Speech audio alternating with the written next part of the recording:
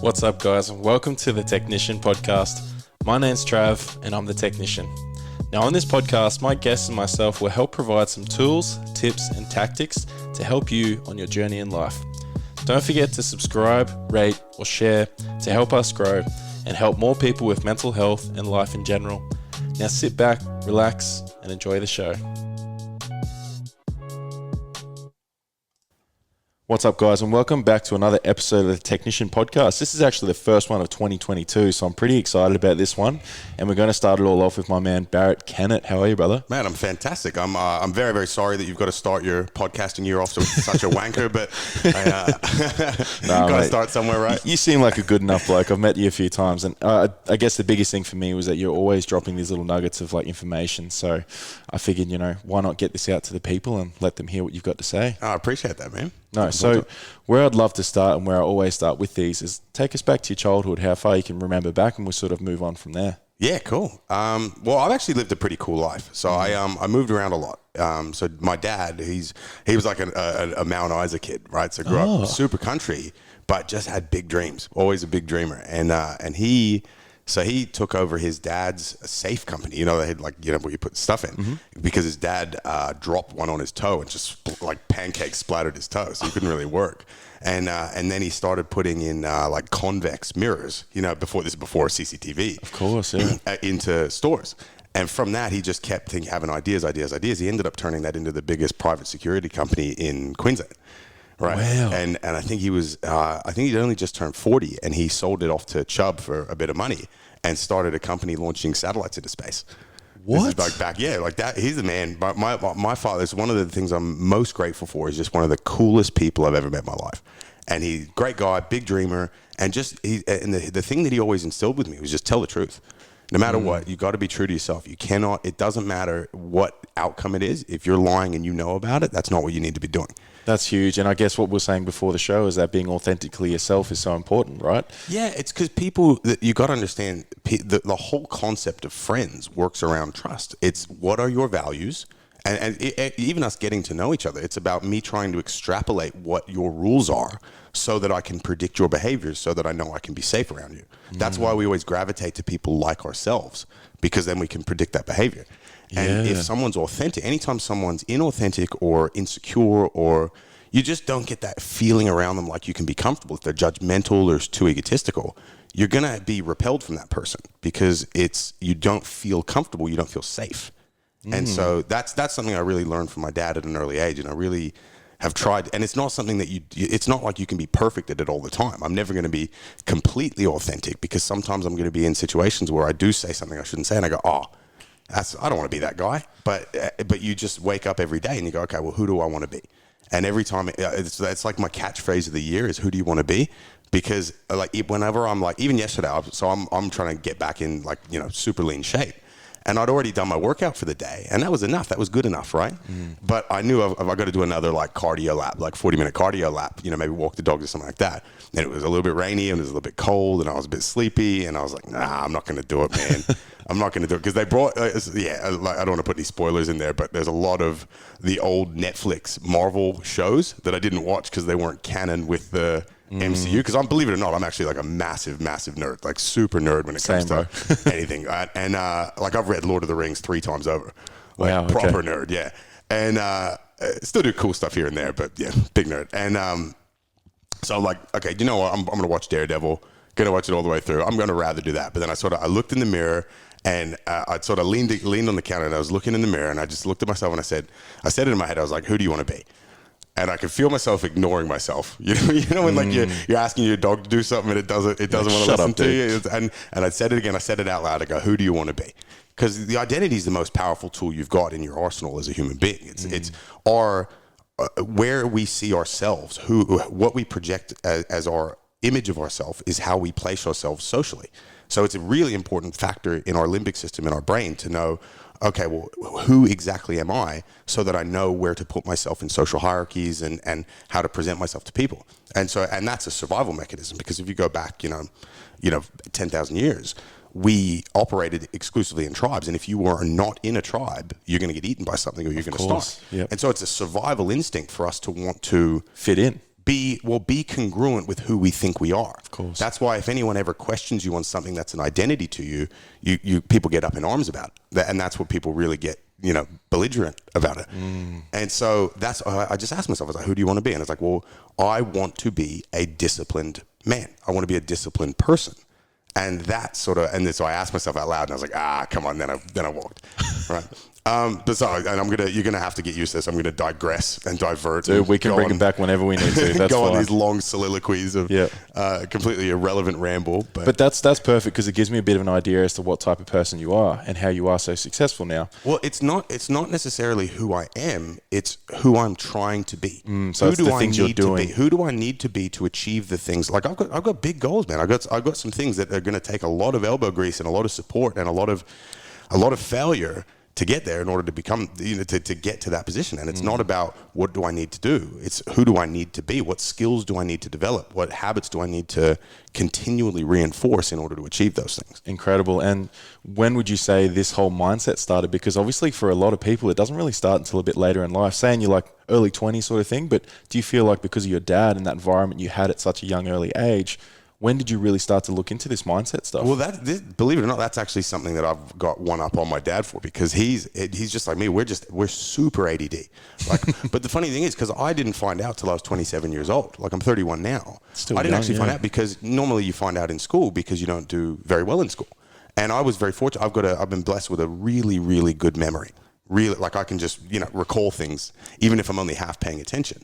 And so I could go into school, and what I would do, so in America, where I went to high school, because I grew up in, I was in Australia till I was about 7, just on the Gold Coast, then moved to Colorado and for a year in America, then Bermuda for like 5-6 years. So that I grew up, if you're trying to pick the accent, I grew up in the Caribbean. So that was, or just above the Caribbean. Okay. And that was really cool, because that was a funny one, because I was like, I remember at school, I was one of 4 white kids in my school.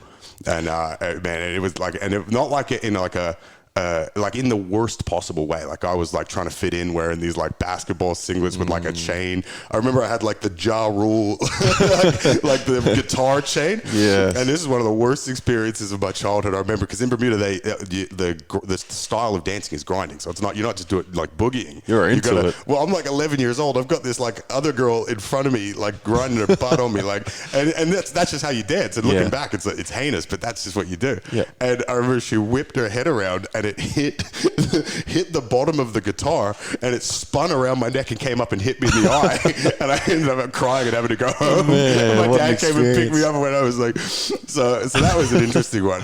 So I definitely, talk about like fitting in. That was definitely not something I did at an early age. And then but then this is where it went crazy. So Dad was actually doing really, really well with the business, and then in one day lost everything.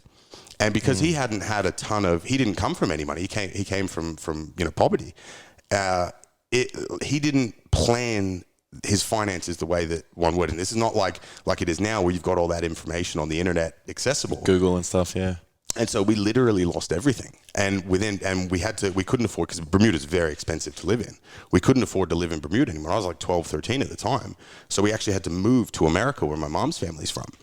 And it was crazy, because you know how green cards work over there? Not really, no. So it's not like Australia, where you can just come in, and if you're from another country, you can just work.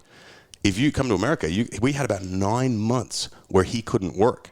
And my mom hadn't worked because she was stay-at-home mom, and she did a bit of the books in the early days, but she wasn't working. She was just living it up in Bermuda, playing tennis with the girls and all that. Having a good time. And so she had to get some crappy telesales job, and we were living out the back of a dingy hotel, waiting until Dad could get a job, and literally on food stamps. Because, in America, they don't have the dole like we've got in Australia. Yep. They give you like actual pieces of paper that you take to the grocery store, and then the grocery store gives you food. So literally in the span of a year, we went from living in mansions, like actual mansions, in Bermuda, in the most beautiful place in the world, on yachts, to being on food stamps. And so as far as my motivation and my drive, it taught me a lot of things. It was a real contrast. Having that contrast really taught me, well, okay, I know what it looks like to live well, and I know what it looks like to not live well, and I know which one I want to pick, Mm-hmm. And it's not, but it gave me a very different understanding of money, because for me, I understand, because then Dad he battled his way back and got it through. And it's really funny if I look at myself and my little brother, because I took it as you can always make more money. Whereas because Campbell was always a lot closer with mom, and he saw how hard she took that process, because I was always a bit closer with dad, because him and I are very similar, and him and mom are quite similar. He's really, really frugal and very conscious and careful with money. And now I look at it now, and I look at where we've gone up, because he was a very smart kid. Like, he was Ducks of TSS, like one of the top schools in the Gold Coast, like really smart kid. And but I'm an entrepreneur running multiple businesses, and he's working in the finance sector. Wow. Which is crazy to see. Look at that polarity. Yeah. Within the same family too. You can have one instance create two different perceptions. Yeah. Because his idea is, well, I never want to live without money. And money's super important for your quality of life. Whereas mine is like, oh, well, you gain money, you lose money. But as long as you're doing cool things and impacting people in a positive way, who cares? And it's two very different energies as well. When we talk about, obviously, there's male and female, obviously genders, but there's masculine and feminine energy. Yeah. So you very much would have. Do you mean that in like a Taoist way, like a chaos Yeah, order yeah. kind of So thing? it's like that. When you look at, masculine will be seen as always wanting to do and be doing stuff, grinding, the hustle, like it's the really stepping into your getting things done kind of thing. Yeah. Whereas the feminine's very flow. It's very like dancing and music and love and emotions. So testosterone actually, neurobiologically speaking, testosterone actually does have to do with ambition and motivation. Of course, yeah. It sort of intertwines with dopamine in that sense, that you'll see when you've got more testosterone, you're more likely, as an animal, not as a human, you're going to go and try and impinge on territories and take over territories and things like that. So it's designed to make you go, all right, let's go get more. Let's get this done. So yeah. I totally see the correlation why you would call that a masculine energy. That makes sense. Yeah. And so what was the question? So basically, obviously, now that we've figured out, obviously, where you've gone in life and why, and where these changes have occurred, because obviously you've experienced things, right? So I know Espen said that one thing that really hit me was your mess is your message. So if there's things that you've gone through, you wouldn't exactly call them trauma, but they're experiences that have created the person that you are now wanting to become, right? So now that you're getting into that older age, I know by the time you were like 19, you became like an MMA champion, didn't you? So like, where did that happen between, obviously, like you just said, almost being homeless to now you're fighting your way through to become a champion at such a young age? And there's other things here that we can obviously talk about, but I'd love to sort of step into that realm as well. Yeah, so that was actually a cool one, man, because the funniest part, I remember I was 16 years old. Right, and I had my first car was a Nissan Quest minivan. Nice. Right? It was a real panty dropper. Of course, yeah. and I remember my mate Gravy. So his name was Steve Parks, right? And him and I were captains of the wrestling team. But they called him Gravy because he was fat all the way through growing up. So they used to say he sweated gravy. He sweat gravy. Yeah. And so me, Gravy, and I, we went to Fredericksburg, Virginia, and watched our first ever MMA fight. And this is back before they had any of the real regulations or anything like that. 3 people got wheeled out of stretchers out of like 10 fights for the night. And I remember looking at him and said, "Man, I'm never doing that, right, ever." But the funny thing is, right, is so, and you got to understand how important being good at something relates to your serotonin release. And there's a lot of really good material by Jordan Peterson on that. Yep. And that was the big thing for me, is like when I went from Bermuda to America, I was that, the white dude that thought he was black, and I didn't have a whole lot of friends, and I it was really just me and my dad that was like my only real friend for like 2 years.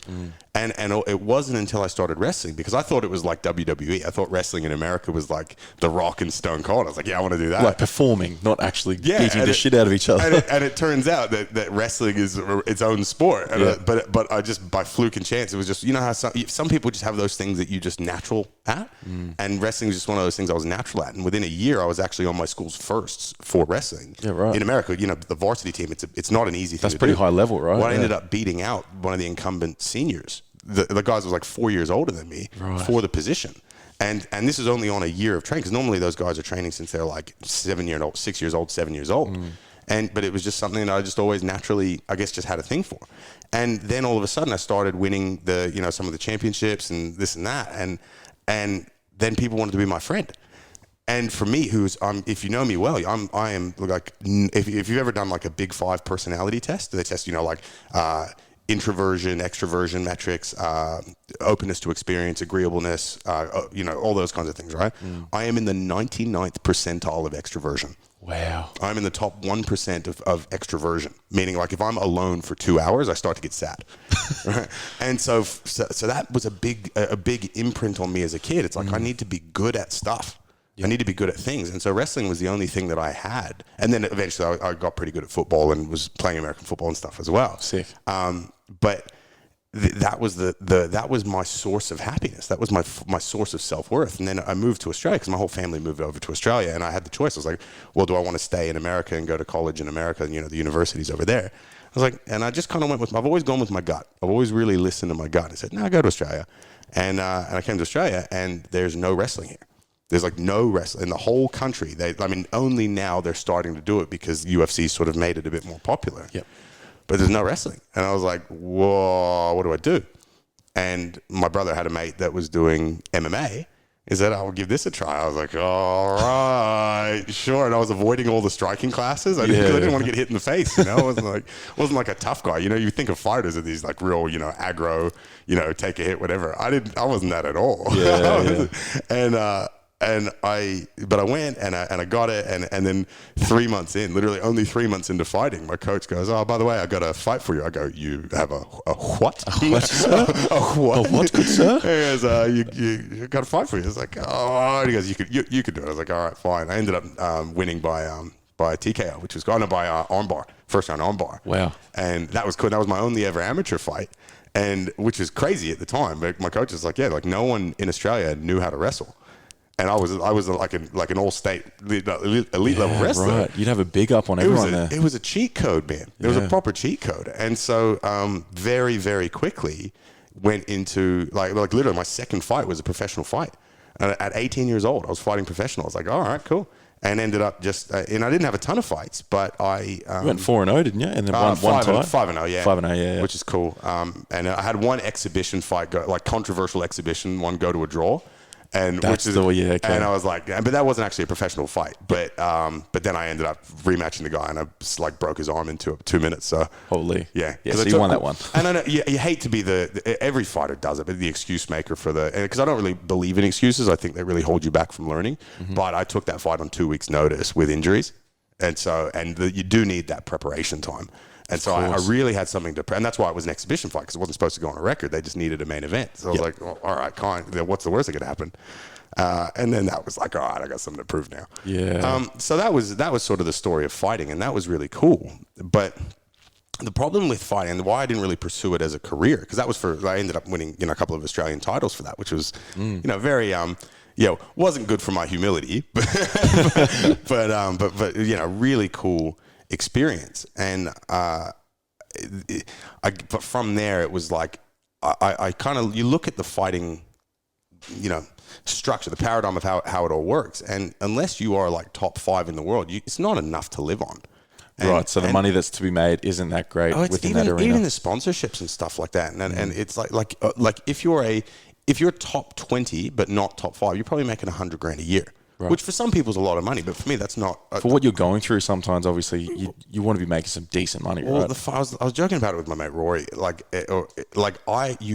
You ever have a really like a stuffy nose for like a long period of time? Oh yeah. And then one day you wake up and you've and to the point you've forgotten what it's like to not have a stuffy nose, right? And you take it for granted, or you're so ungrateful for the times you don't have a stuffy nose. 100%. But I woke up after I'd finished fighting. I'd stopped fighting because I'd ended up breaking my hand and got into sales. I had to get a real job, so I got into sales.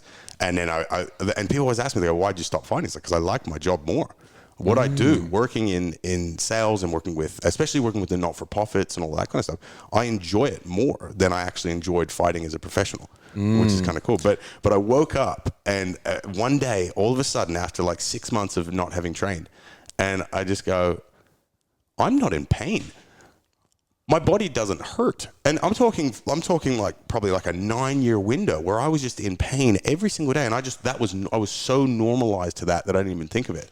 And the idea of just not hurting was bizarre. That was enough for you to be like, okay, it's time for a career change, right? Because I can resonate with that. I played football since I was 5 years old up until about 23. Really? You don't look... Yeah. I'm a small guy.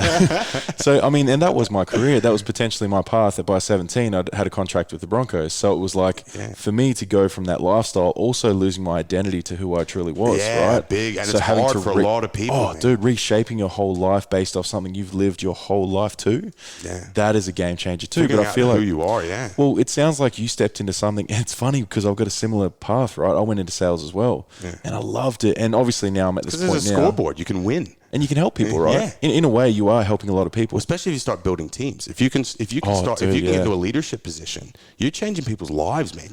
Because in order, and this is why I love the industry so much, because it's literally a leadership factory. Of course. You're taking somebody, because you need lasting change, right? If you want to change anything, especially for the better, it's a footy game, right? So what you need a game, right? Which is your goals, because the goals tell you extrapolate the skills that you need from the goal. You set a goal, the first thing you're thinking is, okay, what skills do I need that I don't currently have? Like, I think it's like 2/3 of people who win the lottery end up broke, because it doesn't matter what the circumstance is. It's what skills do you have that can sustain success. So number one, you need a goal so that you can have the skills, and it gives you a bit of purpose, which gives you that sort of ability to push through things when you fail and stuff like that.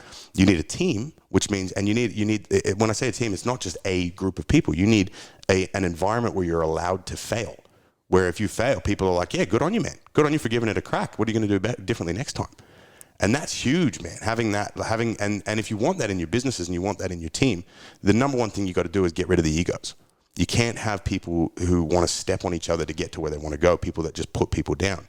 That judgment is what having a judgmental environment is what kills any level of people stepping out of their comfort zone. Yeah. And then as part of that team as well, you also need a leader who demands the best from you. Like, especially as a business owner or as a manager, you need to be, the guys need to be out of breath every day. They need to, it's got to be, it's not an easy thing to work for you, but they know that you're demanding the best from them. And it's not, and it's literally as easy as asking, well, was that the best that you could do, honestly? And they go, well, maybe I could have done better. Okay, can you do that tomorrow? Yep. And they go, yeah, okay, you sure? So you really got to get that commitment out of them. All right, let's see what you can do. Or at the start of a day or at the start of a week, I go, hey, what do you think the best you can do is? And always challenging a little bit more. So they go, I could probably do, let's say it's like an arbitrary sales figure. So they go, I could probably do 20. You go, is that the best you can do? Just that little challenge. They go, I think I could do 25. I think you can do 25 too. Let's do it. I love that method. It's like the Socratic method, like asking the questions to make them realize it's within them, right? Well, if it's their idea, they're going to take it and run with it. It's like they have ownership on it. That's why I always like to, and I stole it blatantly off Jocko Willing, but he says you got to explain the why behind everything. Because when they agree with the reasoning of doing something, then it's not your idea anymore. They agree with you. It's their idea. And they're going to take it and run with it because it's their idea. And I'm the worst at it. What I'll normally do, when you're just having a banter conversation, I'll plant in their head that it was their idea to start with. Right. And you do that. So let's say you're chatting, the night before, and you come up with an idea together. And then in the morning, in the meeting with all the other guys, so I was talking to Trav yesterday. He had the best idea, guys. Trav, can you tell the guys what your idea was? Ooh. And now you're presenting it. Because that success has many fathers. People always want to take credit for stuff. Yeah. And if you've now given adulation and praise toward it, it's your idea. You're going to do it. That's genius. I love that. It's fun. And as long as you got to make sure that you're doing it in a way that's not manipulative. Yeah, because it's authentically coming from you. Well, the line between inspirational and manipulative is actually quite finer than people think. And so you've got to, and the answer is you've got to have the right intentions. You have the answer to the quandary there is it's what your intentions are. If you're doing something that is for your gain and it does not benefit the other person, that's manipulative. But if there's mutual gain involved, and if you're doing it for their benefit and not so much worried about yourself, that's when it's inspirational. That's cool. I feel like you've stepped into a leader role pretty quickly too once you stepped into sales because... Nah, I was a tool, man. I was very good at sales because I just had a motor. Even if I wasn't the most talented sales guy, I just wanted to win. Got shit done. You come next to me on a booth or in a bullpen or even in a map on a the door-to-door sector. Like I'm gonna beat you no matter what, and I'll stay out till 10 p.m. if I have to. I'm not losing. And so that was, and then the thing that I got very good at though was extrapolating I'd watch the best guys and girls, and I'd look at them and go, okay, what do they do that I don't do? And that's, everyone's got their gift. My gift is I can articulate those things really well. I can see things and pull out the thing that actually makes that happen. Right. And so that was, so I got very good at sales, but I had a huge ego problem. Because remember, we go back to it, my sense of self-worth came from being good. And so everyone had to know how good I was at everything, and I would only talk about myself. And it wasn't, and when things would go wrong, this is the worst thing, I would blame people. I'd blame other people when things wouldn't go my way to make myself feel better about it. And take that responsibility. Yeah, and so I was in the industry for about nine months, and I set a bunch of records, and I was like, yeah, cool. But eventually I fizzled out because I got bored with it because I wasn't good at running teams. So where else was there for me to progress? Of course. And if it wasn't, and I didn't learn accountability until a couple of years later, as I sort of matured, then I kind of understood, that was the missing piece. Does that come from mentors as well that came into your life? Because I feel like we can do so much by ourselves, right? But I've always been open to having mentors at all times because I feel like that's a really great way to grow in these blind spots that we don't see.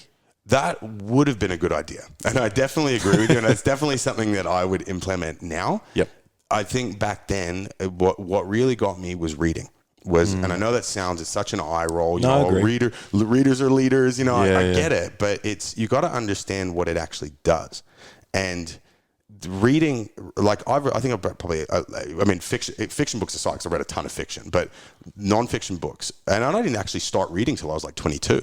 I did a big Europe trip, and then you're on trains in between different places. I needed something to keep myself busy, and that's where I picked up Lord of the Rings, and I was like, all right, let's give it a crack. So, but I never read, I don't think I read any legitimate books up until that point.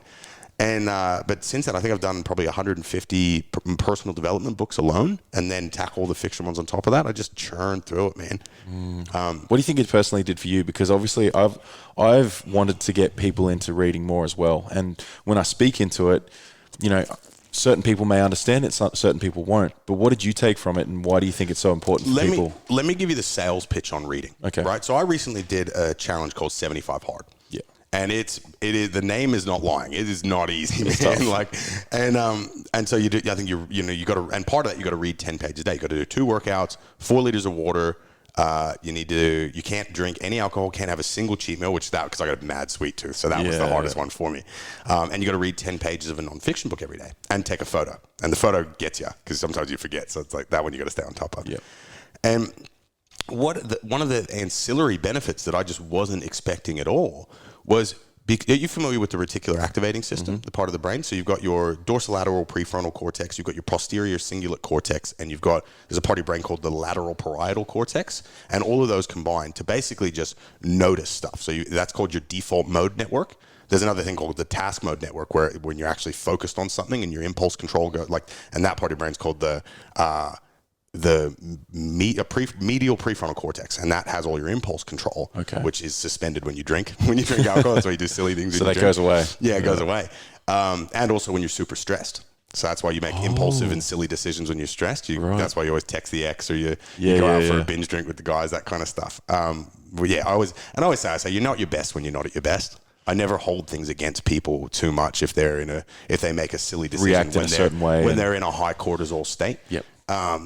But the reticular activator says all it does is just filters in all the relevant information. So right now, if my brain was listening to the fan going and the different lights going and all that, I'd have one of those brain implosion sensory overload moments. So it picks the stuff that it deems relevant. And what happened was I realized that because I'd made learning a habit. Because reading every single day, even when you don't want to, you're reinforcing that synapse that then releases the acetylcholine in your brain that lets you form those synapses, and then goes ahead with it. My reticular activating system was attuned to learning. And so what was happening, not only was I retaining information way better, like I can see something once and it's just in there forever now, and I can just regurgitate it like that, but I was seeking out information. So I was driving and I was going on podcasts and I was looking up things on YouTube. And anytime there was never like I should probably look that up later. It's like, no, I'll stop what I'm doing. Hey man, just give me 2 minutes. I want to look this up. Amazing. And it just, so what reading every single day as a habit it gave me a drastically better memory. It made me mentally significantly sharper and being able to, and not to mention, I just know so much. And it's not just random fun facts that aren't going to help me.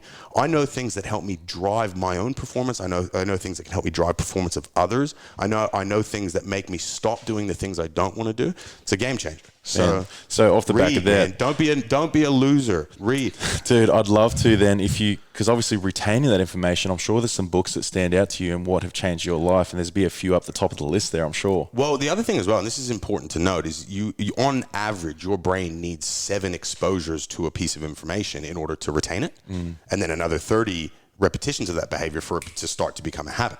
And so, as far as learning, what I do is anything that I'm reading, I've got a list in my notes in my iPhone, and I've got like 700 notes in my iPhone. That's where I get my thinking done, right? But the thing that I have is a list called book takeaways. And in all the books, maybe there'll be, if it's a really good book, I might get like 5 or 6. If it's like a milquetoast kind of average book, I might get 2 or 3. But I keep all of the really cool stuff, just those little gems in there, and I'll explain it in a really concise but understandable way. And then every so often, if I'm just, because I got a sauna in my house, I put a sauna in my house. Nice. Because, they're all good for you. And anytime I'm just in the sauna, just killing time, I'll just pop that open and I'll just refresh myself on, that's right, You get those double hits. So here's a question. How would you feel about sending that to me and I'll put it into an ebook for everyone attached with your episode? Mate, it's copy paste. It's not a difficult thing. I might need to do a little bit more explanation, but I can definitely do that for you. That'd be amazing, because obviously coming from someone like yourself who is now at the point you are, which we'll get to, having those bits of information could send someone, they might just read one thing and they're like, oh my God, that just changed my life. Yeah. I just had one It's the always other that night. one thing. It's It that can one be little one thing, man. Like I had a really good chat to Ra the other night, who's a bloke that will potentially come on the podcast one day, he's told me, which is amazing. Yeah. But I've been watching what he does with Hom. Have you seen that House of Movement? Yeah. Supplement brand? Yeah, so he's the owner of that. Yeah, cool. And we had a really good chat, and it was just one thing that he said that has changed my whole year. Just resonates. What was it? So it's about how you want to show people what you want to show them. You don't have to be giving away everything all the time, but you want to lead them. It's almost like when I heard you say manipulation, it is for a betterment of growing the platform, growing the podcast and everything. But you don't have to just be giving everyone everything at all times. It's like knowing how to build things up like a movie. When there's a big movie coming out. Man. Yeah, Suspense. so now I see how the podcast should be released. It's like, I will do this episode today, right?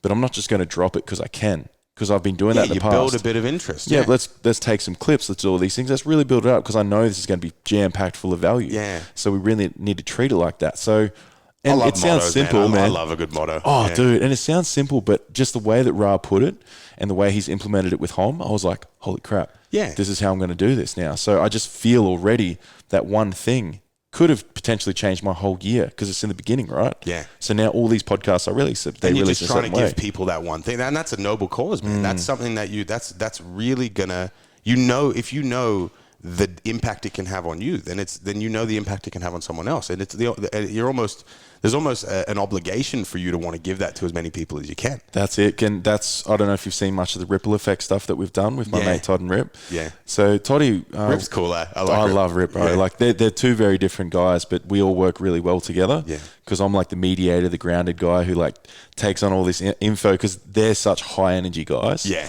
And they bounce off each other sometimes not in a positive way, but it does end up in a positive, because they need to bounce off each other like that. Yeah. And I'm like that one that absorbs it all. So, but being around those guys and the conversation that Todd had with Dave Bellamy one day, which led to the ripple effect. Well, obviously a lot led to that, but there was one thing where he's like, we love being able to do this, but it's a responsibility for us to help lead and be the change. Right, it is literally a responsibility for us to be better, do better, and make these things that are incredible, that are changing people's lives. Because, like you just said there, it literally is our mission. Well, and that's I couldn't agree more. Like don't get me wrong, I like money, and I really enjoy. I like being able to I like the freedom. I like if one of my mates says, "Hey, can we go to Zimbabwe tomorrow?" I go, "Yeah, all right, see you there." Yeah. That's cool to me, and that's freedom. Yeah, and so that's what money, and because money means different things to different people. For some people, it means I want to buy my mom a house. For some people, it means I want to be the best at things. And that's whatever your reason of money. That's cool. No that's up judgment to on you. that. Yeah. But for me, that's not going to make me do the stuff I don't want to do. But what is that sense of obligation? Because I know, especially in my company, like you do a month working with one of my teams, especially in the face-to-face arenas, like your life's changed forever. And and that helps me circle back to what I was saying, because you need, for an environment of lasting change, you need a game, so a goal. You need a team, so a supportive, judgment-free environment that challenges you. And lastly, you need a scoreboard. And this is where a lot of personal development falls short, because you'll go to a Tony Robbins seminar and you'll go, you'll have the best 2 weeks of your life after that. And then all of a sudden you're hanging around the same people and you're doing the same things, and those old habits come and take over.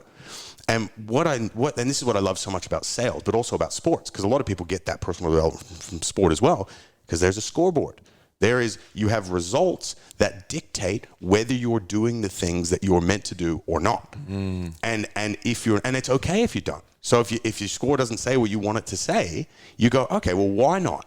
Oh, that's right, I was forgetting to be accountable. Or, oh, that's right, I was forgetting to have a good morning routine, a consistent morning routine. Or, I was forgetting to, or if it's a sales thing, it's, I wasn't objection handling enough, or I wasn't establishing the frame where I was in control of the conversation. So those results, and the more that you can get those metrics, delineated so that you've got as many types of metrics that tell you as much as you can.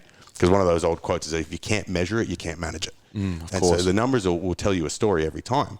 The scoreboard will hold you accountable to getting those 7 repetitions of that lesson, so that you can then implement it for the rest of your life.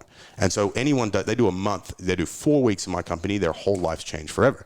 And why that gets me out of bed is, I won't say her name, but one of our girls in one of my in my Brisbane office, right? She had full-blown, severe, really bad depression. And she told us after she'd been in the company for a little while, she was actually planning to kill herself. I don't know the specifics, but I think she'd even bought the things that she needed for it, which is like, it's pretty heavy-duty stuff. Yeah. And now, so this is like a couple of months later, she's promoted and she's now about to start running a team of her own, right? And she is vocally happier than she's ever been in her whole life. And it's not like, I don't deserve any credit for that. I don't even, I go into Brisbane once every 3 weeks and I just say, hi, I'm the guy that pays you. Nice to meet you. Here's our vision. This is what we're all going to work towards. I love you. Goodbye. And I mean it. I actually do. Like if they're one of us, they're one of us. So I really do care about it. It's a family. But and it is, because the culture's everything. The culture is really, really important. And that's the first chapter in my book talks about it, because it's the most important thing that you can have in a business. But for me, I wake up, and those days where you wake up, you didn't get enough sleep or whatever, and I'm just like, And I think to myself, is like, if we're not performing at the ability where we need to perform at, I can't scale the business. I can't grow the business. And if I can't grow the business, what if I'm missing another her? What if me not doing what I'm meant to do today, what I know I'm supposed to do today, what if I'm 2 weeks late to find that person and it's already too late? Yeah. And I literally, and you can see it in my eyes, I mean it, man. Like, I'm getting those goosebumps. I can tell looking at you, bro. You can tell when they speak so passionately with something, it's coming from the core. Yeah. And that's a core value of yours, and I can tell. So that's... Just got to tell the truth, man. Well, dude, as we've said, being authentic, and it'll come across. I think being very much into energy and, all that sort of thing, I can feel that coming from you. So it's like being in that space, I can tell when you walk into a room, you just lift everyone's vibration. It's like everyone's vibing, everyone's cool. I think that's why you and I get along, though. I think that's something we both kind of... Yeah. Because you walk around, shoulders back, smiling, your eyes are open. It's like you're taking notice and you care about people too. Well, especially when you meet somebody, it's so important. Smile and look them in the eyes and say nice to meet you, and mean it. Yeah. Because you never know how that's going to impact somebody. Just saying, hey. It's almost like, if I answer the phone, somebody says, hey man, how you doing? And the Aussie thing where everyone's like, oh, not too bad. How about yourself? And oh, mate, could be worse. Like that. That typical thing, because Australia's got that tall poppy, so everyone's trying to. You don't want to sound too happy. Yeah, well, fuck that. Yeah. Pardon my language, but so anytime someone goes, hey man, hey Baz, how you doing? I go, man, I'm fantastic. I'm actually really good. How you doing? Yeah. And people are taken aback, especially if they never met me. They're like, oh, all right. And it's like, how you doing? Oh, I guess I'm pretty good too. Yeah, so you raise them without, it's almost a subconscious thing too. So what you've got, so in your brain, on the sides of your head, you've got things called mirror neurons. And it's, you ever when someone yawns and then the yawn makes its way around the whole room, or someone says, man, I got to pee, and you're like, oh, I got to pee. Yeah. So those mirror neurons are designed, because we're tribal creatures, they're designed to acknowledge your own capacity to feel or do something. Yep. And so anytime that if I say, yeah, I'm really good, it's going to catch on just the same as if someone goes, hey, how you doing? I go, man, I'm super stressed, man. I'm having an awful day. You're like, you're going to deflate. You're going to go, oh, okay. Like, how you doing? Oh, I'm all right, I guess. Like, yeah. So it impacts. It's actually scientific. 100%. Well, you can feel it. If anyone's worked in, say, just like retail or anything, and everyone walks in for the team meeting in the morning, everyone's really down. They're whinging about how little sleep they got or how crap they feel. It's like, yeah, automatically, if there's one guy in the room that's feeling really good, if he's got a collective in the room that's all just shitty, he's going to eventually come down. He can't lift that whole room by himself. I ban it. In my companies, that shitty talk. And so it's literally, if someone's new and they beat it out of you quickly because it's not in a bullying kind of way, not literally. Bash him up. Like, get him out of here. Soap in a sock. But what because the culture reinforces. If the leaders enforce the values of the culture, then the culture is enforcing itself. And then you've got a self-sustaining culture, which is what you're trying to get to. So someone comes into the business, they're 2 weeks in, and then they go, oh man, these leads are dog shit. Or they go, oh man, everyone's mean today. One of the guys, and it doesn't even have to be a leader. One of the guys said, hey, whoa, don't let Barratt find out that you said that. So what? It's like, no, we don't do that here. Don't do what? You don't say negative things. Oh, well, why not? Because it makes everyone else feel bad. They go, oh. And, then you've got your Jones theory playing into that. So everyone's doing this, and then that's going to help that habit inculcate much faster. I love that because that creates such a like you said, sustainable. Like because you don't have to actually action that when it's happening. You've got this whole community environment of people that are like, whoa, let's bring it up, baby. Let's vibe out. What you get when you do it properly, is it's not a job. So people they're never coming to work. You don't wake up and go, I got to go to work. They wake up and go, I'm going to go make money with my mates. Yeah, just have some fun. And especially if you're hiring people who back your values. Because let's say one of my values is humility and integrity. Well, that's 2 values, but you know what I mean? And then I bring in a guy, there's a guy that I interviewed and he leans back and I go, so what can you bring? They say, mate, what can this business do for me? One of those and those guys will make a lot of sales. Of course. So narcissists are great at sales because they don't take anything on, but you can't have that. I will turn away a great seller 10 times out of 10 days, 7 days a week if I know they're not a culture fit. Because then I bring that big ego in. He starts putting people down. He starts judging people. He starts making people feel insignificant. Well, that's then going to exacerbate any sort of, insecurities the guys have. And it's going to create an environment where they don't feel like they can take chances and fail for fear of criticism. So really bringing in the right kind of culture fits is very, very important. That makes sense now that I hear about, NBA teams and they're like, oh, he's a bad locker room guy. Yeah. So those players, they might be incredibly talented. They'll put up 40 points a game, but some coaches are like, no, I don't want that guy because he's going to ruin my team. Do you ever look at, and it's an interesting experiment to see this year. I follow basketball, but I don't watch basketball, if that makes sense. Yep. But Russell Westbrook, right? Brody. Right? That's the name that came up for me when I said that. So this is crazy, right? So every team he's ever played with, right? When he's on the court, everyone else's stats are worse. And you look at Bron, and I can't stand LeBron haters, man, because it's like the guy's he's been happily married for the entirety of his fame since he was 17 years old. He's never had a single scandal. He's donated billions to charities, and if not hundreds of millions to charities to help kids. And he's great, and he's unbelievable. But you look at when he's on the court, right? Is everyone else plays better? It's that plus minus. And now this is interesting to see that they're on the same team.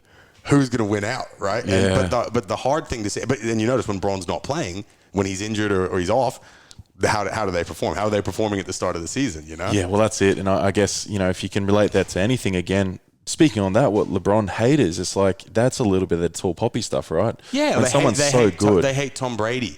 Tom Brady, 7 he's world championships. He's the nicest guy ever too, he's a great guy. Like if he saw you fall over, he'd help you up. It's just great. That it's like, oh, I hate that. No, you hate the monotony of seeing him win all the time. Yeah. Which I understand, or you're just an outright hater, right? Yeah, you just don't like people seeing other people win because it makes you feel bad that you're not good enough. It's a mirror of their insecurities, right? But it's stupid because I'm very fortunate, right? I've got an incredible network. Almost all of my mates, like close mates, are millionaires. They do really, really well for themselves, are running successful businesses, whatever it may be, and they don't mind talking money.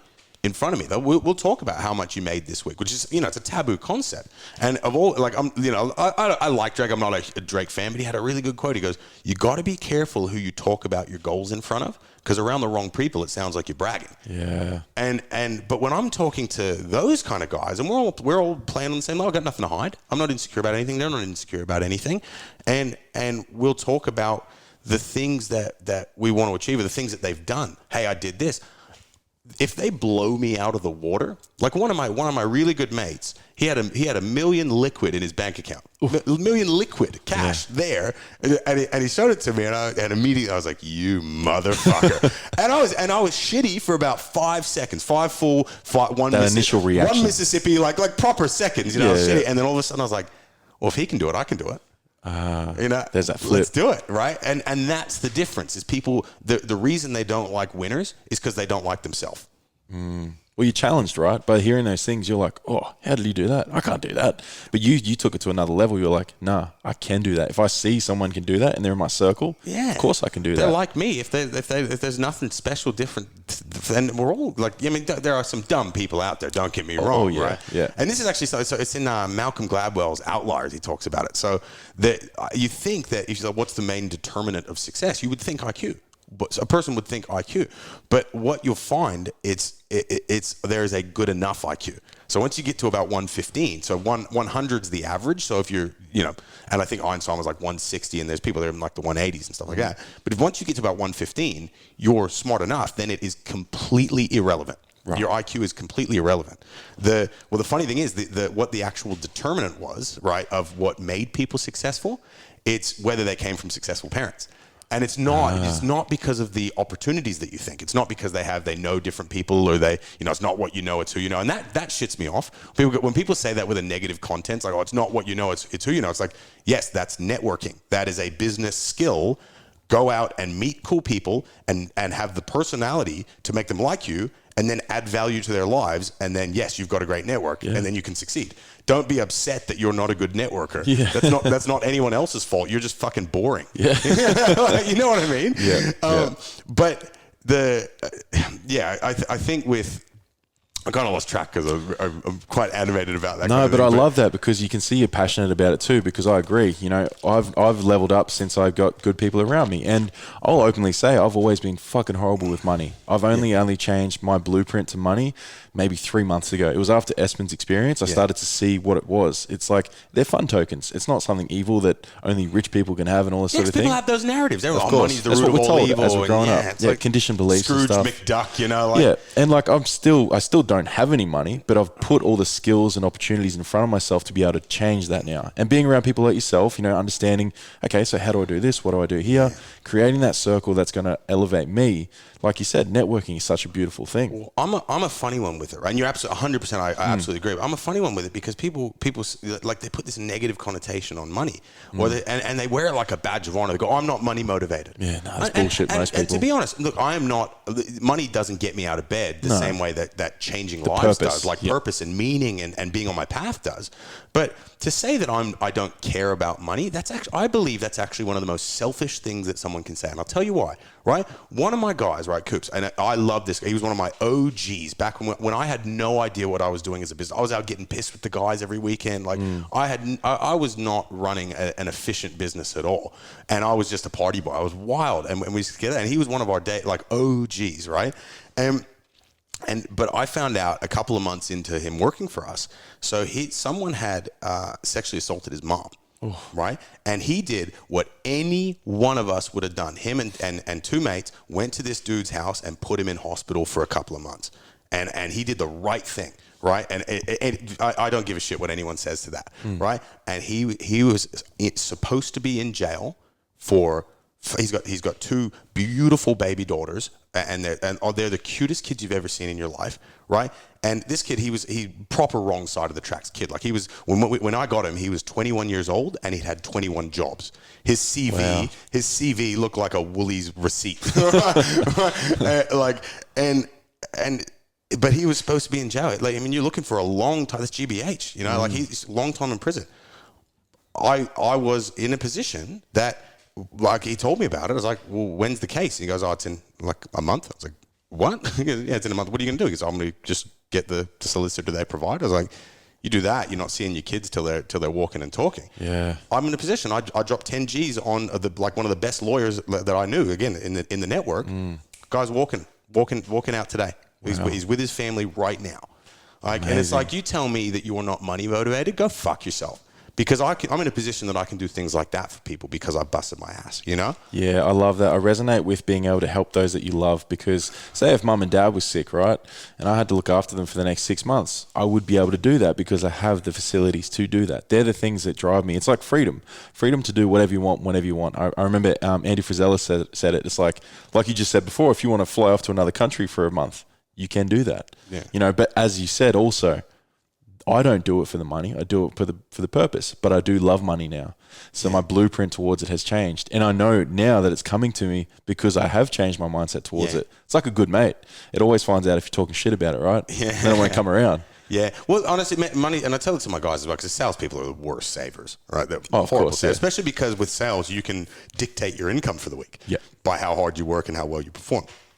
So they always assume they've got more money than they've got. Yeah, right? we're going to make commission this week. And don't get me wrong, I'm the best payer in the industry. Like my guys get paid, they get looked at. Like I got guys that are on like 170, 180K a year. Like they ball out. Yep. But not the entry level guys because you got to work your way up to that. And I just tell them, it's like, dude, set up a bank account, set up a savings account, like with the same bank that you got. It takes you call them, it takes you 5 minutes to do it, and then you just automatic transfer on payday. However much you can part with, and you make it a thing. You just never ever touch that account. Doesn't matter if you need the money, go borrow it from someone, but you do not touch that savings account. That's and that's how you save. Yep. And then the secret is, okay, how much can I put into that saving account a week and still live on? And you'll find that you can keep ramping it up just bit by bit and not notice the difference. Don't even notice it, right? And you find a way. Even if you think you can't live on that much, you find a way. Yeah. And yeah, that's how you save. And it's not hard, but people just don't know. So it's saving's easy, man. And obviously there's so many different ways to make money too. I know at some stage you were dancing, right? Oh, baby. Booty call. We're always going to get to that point. So I'd love to hear about that because I love that there's so many different aspects to your life up until now. And you're open to talking about it, which is beautiful because that's just what you did as part of your story. I couldn't care less, no, man. Of course, because man. like I was talking to you before, like offense is taken, not given. Yeah. People don't like, people are taken aback, they're offended. That's their fault. They can't control their emotions. They're not an adult. They're not an emotional adult. It's like, you say something offensive to me, I'm like, oh, okay. Yeah, cool. And if someone's really a dick, I'll just ask them why they said that. That's the hardest. If you've got people in your life, right? If you've got people in your life who just say mean things to you, they probably don't even realize they're doing it. And all you got to do is draw attention to it. So let's say, hey, why'd you say that? 100%. And I go, oh, well, and it's like, okay, well, it was just making a joke. It's like, okay, was it funny? Like, oh, no, really, can you just say nicer stuff to me moving forward? Is that all right? So the people who really struggle with setting boundaries, I just say, look, get in early, get in nice. If you say something nicely right away, as soon as someone does something, then there's no fight about it. They just go, oh, all right. I like this guy for some reason. Yeah, okay. And people respect it. Even if people think, they don't want to let people down. It's like, no, you just don't want them not to like you. But I don't mind people not liking me. Like I know this sounds super. I'm really trying to become more humble because that's not where I started. So that's my journey that I'm trying to go on. But I know I tell the truth, right? I feel like I've got a really good sense of humor. I work really hard. I'm really generous with my knowledge, my time, my resources. I try, and sorry, I'm not trying to toot my horn, but this is how I think of myself. Of course. Right? I wouldn't ordinarily say this. And I just think to myself, it's like, those are all traits that I really value. And to me, it's like, well, if you don't like me, you're fucking wrong. If you don't like me, you're wrong because I'm the man. And that's how I think socially. And I think more people should be adapting. I mean, not verbalizing it and saying it to the world because they'd be like, oh, what a tool. Yeah. But that's how you've got to be thinking internally. And your self-worth shouldn't be coming from what other people think. Your self-worth needs to be coming from, am I on track to my goals to live a meaningful life? Am I disciplined towards those goals? Because that discipline, every time you do something disciplined, you're telling yourself you like yourself. Yeah, and we've been taught to not do that, right? We've been taught not to be selfish in a way when being selfish can be self-love, being able to say, look yourself in the mirror and be like, I love you, man. Like, I love what you're doing. I love who you've become. For a lot of people, being able to say, I'm busy. You got those, especially your stoner mates. Everyone's got our stoner mates, and they just, oh man, you've changed. Because them seeing you succeed makes them realize that they're not doing as well as they'd like to. Yeah. And they're running out of excuses because you're like them. And so they're always going to try and pull you back to who you are. And you just got to get, this is the common misconception. Everyone tells you, it's one of those, overused things. It's like, you're herd and you surround yourself with your 5 closest mates. But it's true. You lay with dogs, you get fleas. Mm-hmm. But the hard part is the what is prevalent, but the how is quite tricky for people to find. And it's not difficult. You just are busy. Yeah. Someone says, hey, can you hang out? It's like, sorry, man, I'm pretty flat out, but we'll catch up next week. And you go from seeing them every weekend to once a month to once every 2 months. And maybe you just keep it. I've got mates that are just happy and, employed at a stable job, living their life.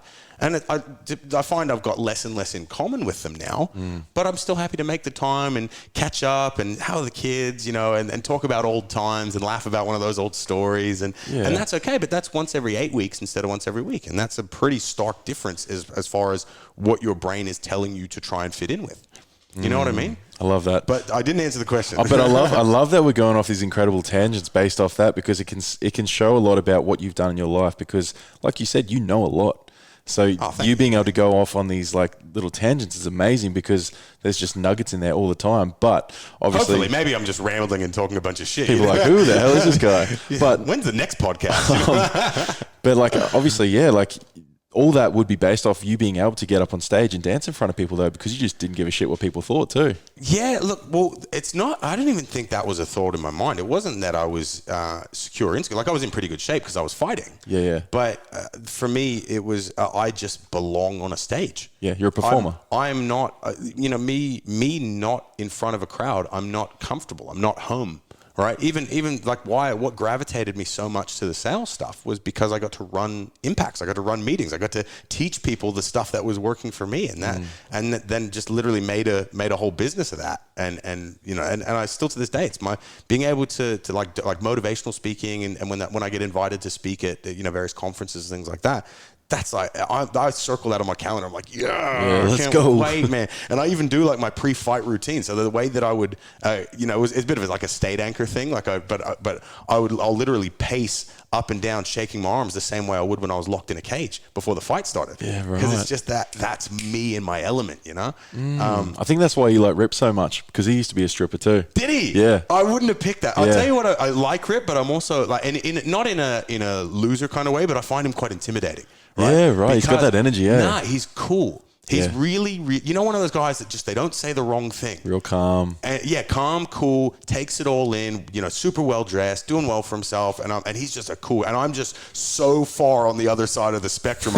I'm just, you're cool. The amount of just those eye roll cringe moments people have had being near me, where it's like, how the fuck did he say that? Why would he say that? Like, I'm that. And so when I'm around guys, I say it jovially. Like, I'm not like, oh God, I'm scared to be around. But I do find it super I revere the trait. Like, it's something I really respect. So in a way, it's a respect thing, but I'm also like a little bit like, shit, like I got to watch what I say kind of thing, even though I don't, because he's not judgmental at all. Yeah. I still feel like I've got to be the better version of me. You know what I mean? Yeah. It's like, again, it's that polarization. When you see that yin and yang instance, it's like when you are this person and that other person that's the opposite in front of you, like, everything you do just elevates to another level. Well, it highlights your inadequacies. Yeah. Which is confronting for a lot of people, Yeah, but you just take it on as like, it is what it is, Like, I just acknowledge it, Yeah. If you name it, you tame it. As soon as you say something. I like that. Name it and tame it. Well, there's actually do you want to go on another neurobiological let's do it. So, and this is how they treat a lot of PTSD. Right. So what happens is if you've got like your limbic system, right? It consists of your amygdala, your hypothalamus. So amygdala is fight and flight. Hypothalamus is your like hormone center. So that and the emotions tied to that, like anger and things and horniness and things like that. Yeah. And then you've got your hippocampus, which is to do with like memory, spatial awareness, that kind of thing. But the hippocampus is what basically processes memories. And if something is really traumatic for you, right, your brain actually needs to, it'll shut that hippocampus off the same way as if have you ever been blackout drunk before, like proper blackout? Oh yeah, yeah. That's hippocampus shutting off. So you're on autopilot, you're still yourself, but you're just not processing that memory. Wow. But it still stays lodged in your limbic system. The problem is your limbic system doesn't have a sense of time, right? And so if you haven't actually processed something through the hippocampus to make it an actual memory, and the actual process sort of go through the hippocampus and then out into your right brain into what's called your autobiographical memory or your experiential memory, and then it'll go into your factual memory. And that's where it lodges as something that happened, as opposed to something that's happening, which is what happens if you don't process it. That's why if you're ever like upset about something, just talking about it makes you feel better. Oh, yeah. Or like journaling is really good for that as well, talking about how things made you feel. The old get it off your chest. Yeah, because if you look at the autobiographical memory, the difference between factual and autobiographical. So factual is like, I broke my arm in 2013, right? Very to the point, this is what happened. Whereas autobiographical, same story, but I was jumping on the trampoline, I slipped, I was super disoriented, all of a sudden I felt this searing pain come through my arm. That's autobiographical. And it has to go, so you go, so it's got to go feeling first, then fact. Okay. And that's how you fully calibrate, like really set a memory so that it's not bothering you anymore. And so what happens with PTSD cases, right, is, I mean, it's a very extreme, but it can happen for anything that's bothering us that we just haven't actually thought about, that we're burying deep inside. That splinter analogy, they say you can take as many painkillers as you like, but that thing's going to get infected. Keep taking painkillers, keep walking on it, right, keep ignoring it. Well, that might turn gangrenous. You might lose that leg, you might die. But all you got to do is just acknowledge it's going to hurt, but you just got to yank that splinter out as quick as you can. Wow. And so, but that's why. So that's got the neurobiological sort of chemical explanation. And so when you actually talk about and re-experience that memory, talk about how it makes you feel, then it draws it through that hippocampus, goes into the right brain, then goes into the left brain. But when you're in serious trauma, your brain does exactly what it does when it's blackout drunk. It decides not to take it in. It sees it as so harmful, it just doesn't want to acknowledge it. But it still stays in your system. Wow. Okay, so I won't be getting blackout drunk again anytime soon. Yeah. Yeah, because your brain actually will still remember some of those things even without you realizing. You might have a certain aversion to a scent. You might smell something and go, oh, man, I've got to be away from that, without realizing what it's actually attached to. Yeah, exactly.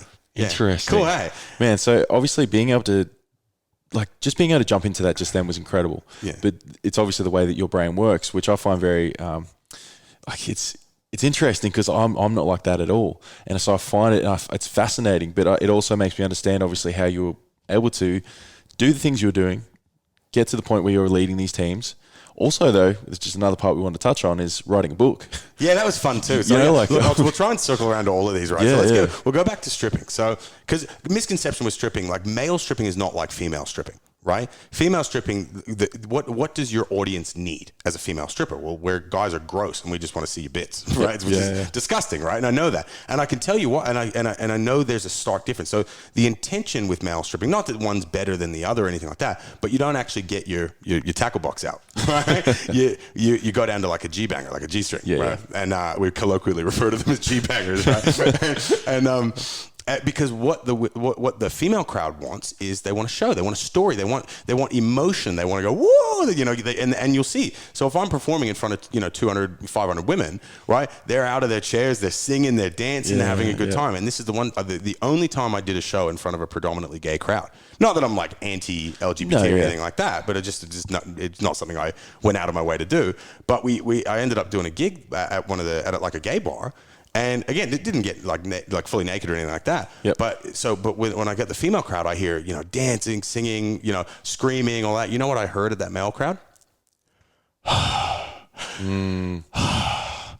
And it was actually a really powerful thing for me because I used to be, when I was younger, I was much more misogynistic than I am now. I was very closed-minded. And that moment there, it was such a brief insight into what it was to be a woman day to day. Because I went and talked to one of my friends about it, because I've got some really good female friends, and one of my, I think it was Brittany I talked to, and I was like, man, I just felt like an object. I just felt like a piece of meat. It was the craziest thing, and she had this smirk on her face because I was like speaking my truth, it was a big deal to me. I was super uncomfortable about it, yeah. And she just smiled, and I was like, what's funny? And she goes, that's a Tuesday, man.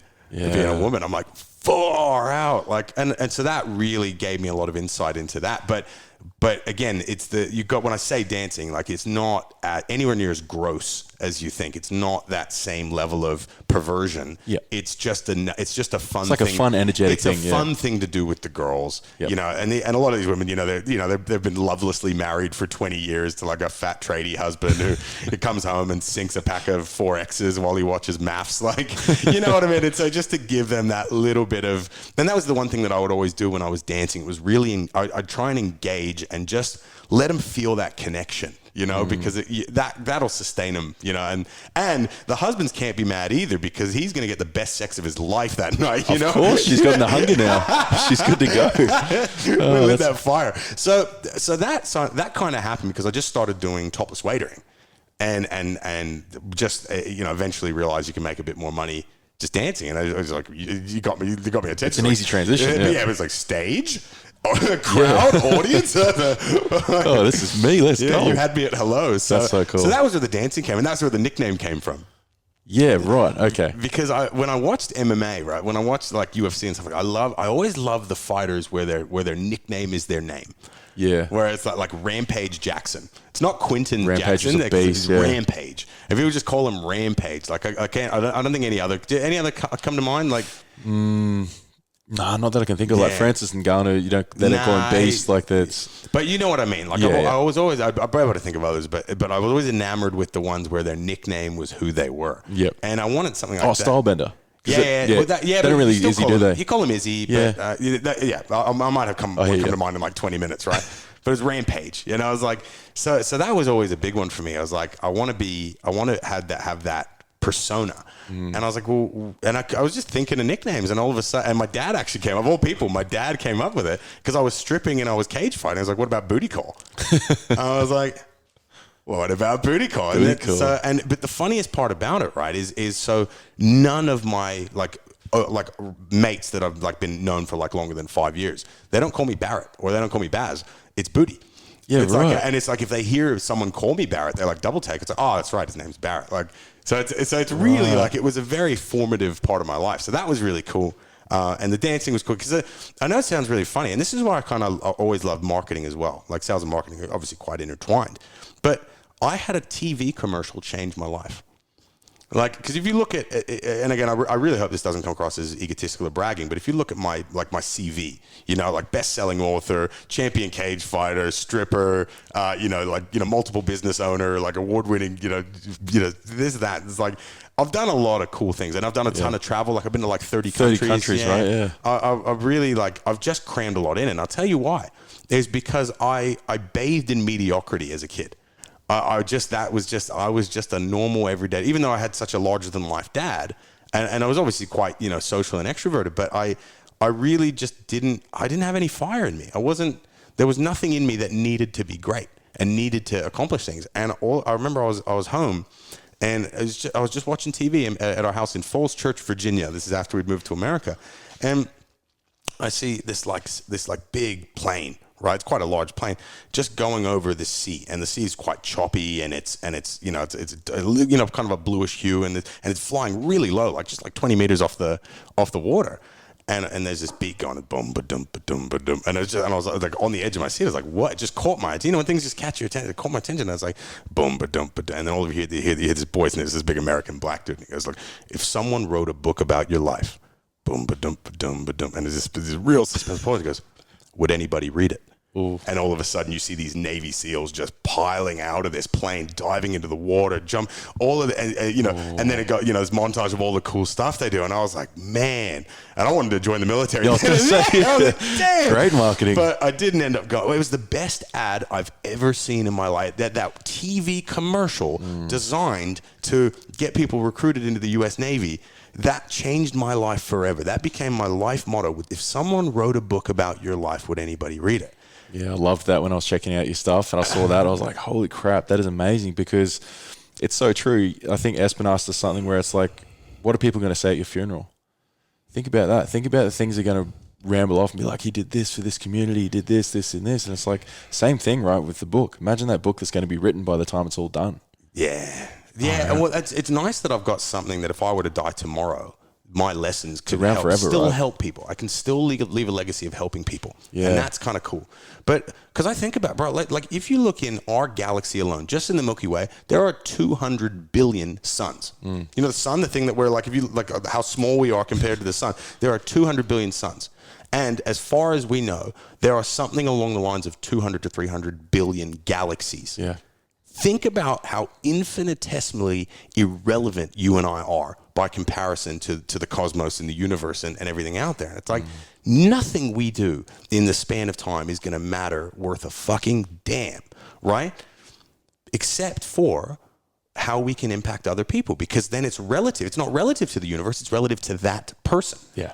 And so when I'm looking at what I'm trying to, what would I have achieved if I had a meaningful life? It's like, well, how many people can I touch?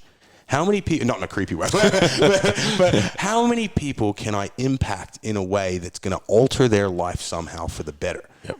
And that's where the scale comes from. Because I think in another world, I could have just been a high school teacher, you know, and helped, but I'm trying to scale this thing, man. I'm trying to scale what I do, my speaking, my businesses, my coaching, my online courses. It's all designed for me to just give people one thing that makes them go, man, I'm going to change my life forever from this. And that's it. And that's a life well lived for me. You know what I mean? Agreed, bro. And my core saying is leave a positive impact on as many people as I can before I die. Like that is what I do, the things I do for. So, having the podcast. Meaning. Yeah. That's something that matters, 100%, dude. And it's I got this audio this morning from one of my clients in the UK. I was listening to that on the way home in the car from the Gold Coast and just hearing his voice and the passion and went for 12 minutes. Yeah. Man, I was in tears. I was just like, holy shit, I helped with that. It was a 1 hour chat. That's cool. That has changed him to the point. Really cool. And I'll post it on my website so people can listen to it. Because just listening to this British bloke on, and British people aren't wildly emotive either. Nah, man. And he's not in positive ways. Yeah. And the things he's saying, I'm like, holy shit, this is cool. Oh, that is really cool, man. So, and speaking into that with the technician stuff, I actually have a portion of my podcast called The Best Tools, Tips and Tactics That You Can Give to Our Listeners, which would lead into your book as well, because obviously it's got a lot about leadership. So it's called Leadership in Sales, but it really, it's broken down into three, because I love frameworks, right? I love, because you're never going to remember everything and all that. So I really enjoy making complex things really simple. Yeah. That's and that's why I always talk in like metaphors and analogies and stories and things that just dumb things down so that a 5-year-old could get the concept. Because that's when things retain. That's when we actually get things and can use them and remember them. And so the framework of the book, not to plug the book or anything like that, I don't do that. But plug it away, baby. But it's the 4 S's, which is obviously sight, right? Standards, support, and systems. So the sight is if you want to achieve anything as a leader, right? And the first 3 aren't particularly pertinent to sales. It's only the systems that actually matters in what we do. The rest of them you can apply to leadership in anything. Yep. And the first thing is sight. So sight is, do you have a vision? Because people need something to get behind, and they need something to. It's like branding, right? I'll wear Nike because Nike's for winners, right? And I want people to know that I'm a winner. And I don't do this consciously; it's all subconsciously. Mm-hmm. So if people are going to get behind something, they need to represent themselves with that vision. That if you're imagine working at like Apple.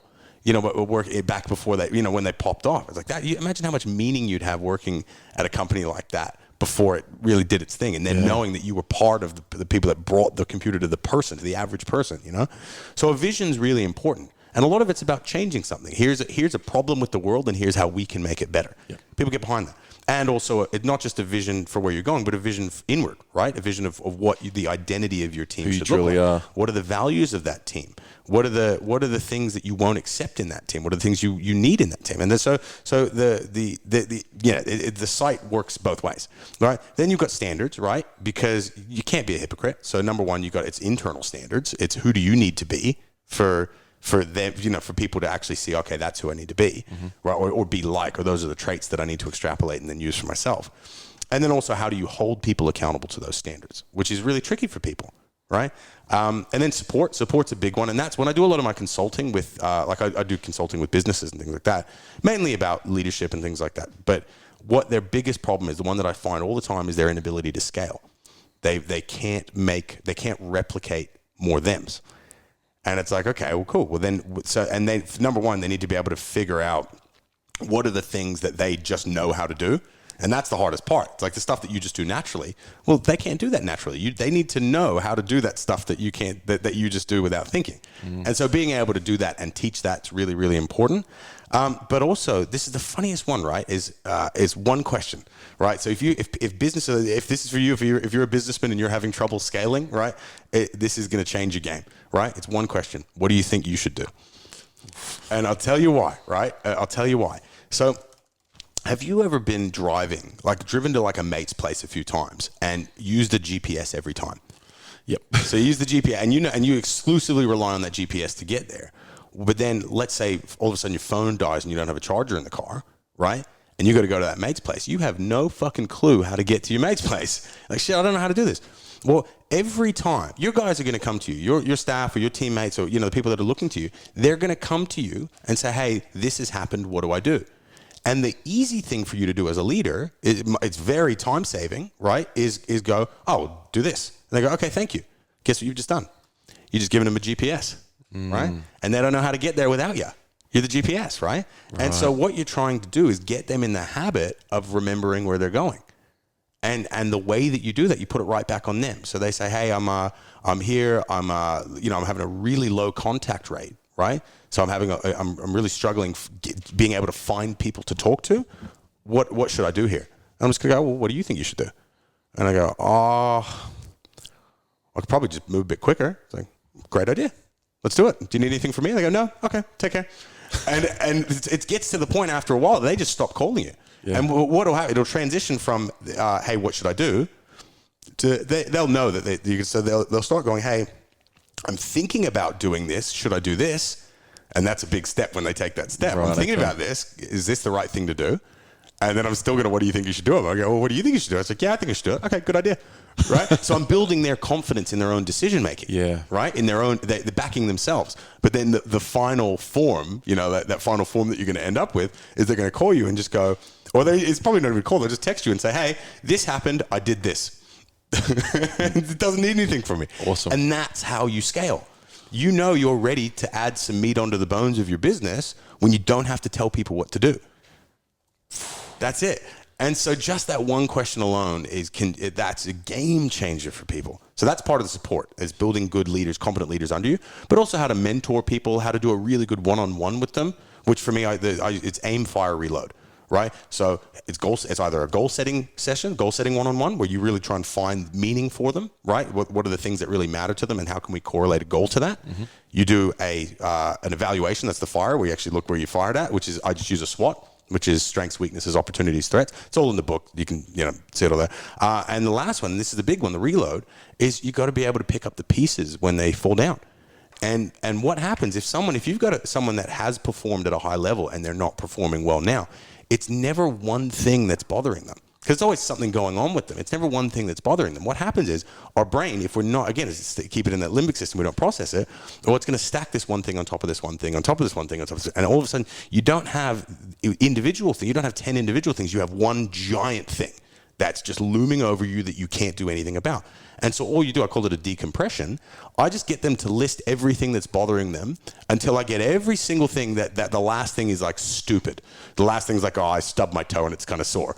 You know what I mean? But you're in the middle, you're going to get the juicy stuff. That's where they're going to go, look, my mom's really sick, man. It's really, I'm worried. I don't know what it's going to be like to live without her. And it's like, whoa, right? But then, so the secret is you don't try and solve them one at a time. And this is where a lot of people go wrong. Because then it's still not going to feel that fulfillment of separating it all. What you want to do is separate them and then get them one by one. And so what you do, you get them all out, and then you just think for each single one, okay, what is the maximum you can do? What is the most you can control about this? So let's say, but say sometimes you might have controllables like, hey, I've lost a little belief in my sales performance. It's like, well, how do you get your belief back? And they go, and normally they're pretty trained. So I'm still, what do you think you should do? How do you get your belief back? And they go, well, I need to reassess my plan. Yeah. And then what? And they go, well, then I need to figure out what an easy goal is to build my momentum and start chaining together easy goals. It's like, okay, do you know what those are? Okay, good. And I go, and then I'll have my momentum will then create my belief, and that belief will then turn into certainty if I keep reinforcing it, and then I'm sweet again. It's like, okay, cool. That is completely solvable. Yep. That's the most you can do. But then let's use that. Oh, my mom's really sick. It's like, all right, well, what is the most you can do? Well, you're not a surgeon. It's not like you can get in there and fix it, right? But you can see her once a week. You can make time every single Sunday and you go and have a beautiful lunch with your mom, and you hope for the fucking best, and I hope for the best, and you never know what's going to happen, right? But at least you know that that's the most that you could do. And they're good. I love that, because if you have a list in front of you of seeing all those things, physically seeing them, and then just asking that one question, it's like, what's the most you could do? And what allowing for control. Yeah, and what you'll find there is they don't even need to follow through on that. I mean, ideally, you want them to follow through on those steps. Yeah. But even just knowing that every one of their problems has a solution now, or an option. You just see this weight off. Their shoulders go back. They stand taller. It's literally like a weight's just come off them. And so that's pretty cool. So that's it there. But then the systems is the only thing that doesn't really apply to leadership. Yep. That's sales specific. So it is, pretty leadershipy. And so where can they get the book if people want to buy it? On Amazon. I've got a link on my Instagram as well. So It's Barratt__James. I'll put it in here as well in the show notes so they can all get that. I think I've got it on special on Amazon at the moment anyway, so you can pick it up pretty cheap. So if you just go into Amazon and just type in leadership in sales, I think you can get it cheaper if you like ebooks or Kindles. Perfect. And the audiobook's going to drop next week. Hey, yeah, so that's cool. You reading it? Yeah, it's just me putting on my sexy radio that DJ nice voice. Yeah, how good, man. Yeah, ladies, please, one at a time. I mean, dude, I feel like I could talk to you for like another 3 hours, but I know we wanted to keep this not too long as well. I got a bit of time because obviously the biggest thing coming from all this with the tools, tips, and tactics, there's things that have worked for you personally, and I'd love to step into where you're seeing this year go, because I feel 2022, bro, especially for myself, there's going to be some big things happening, and people in my circle, there's some big things happening. But what are you starting this year out with? What's something that you're super excited about? So I got two questions, right? Two questions. Number one is, who do you want to be? Yep. That's the first, and I'm asking everybody. I'm throwing it at everybody. So who do you want to be? And the other question, this is a big one, is and I've been saying it to a lot of my guys, is why not you? Why not you? Right? And seriously, because the biggest reason I think most people aren't great. Most people don't just, because greatness is a decision, right? And greatness, the funny thing is about greatness is not rocket science. Greatness is literally two things.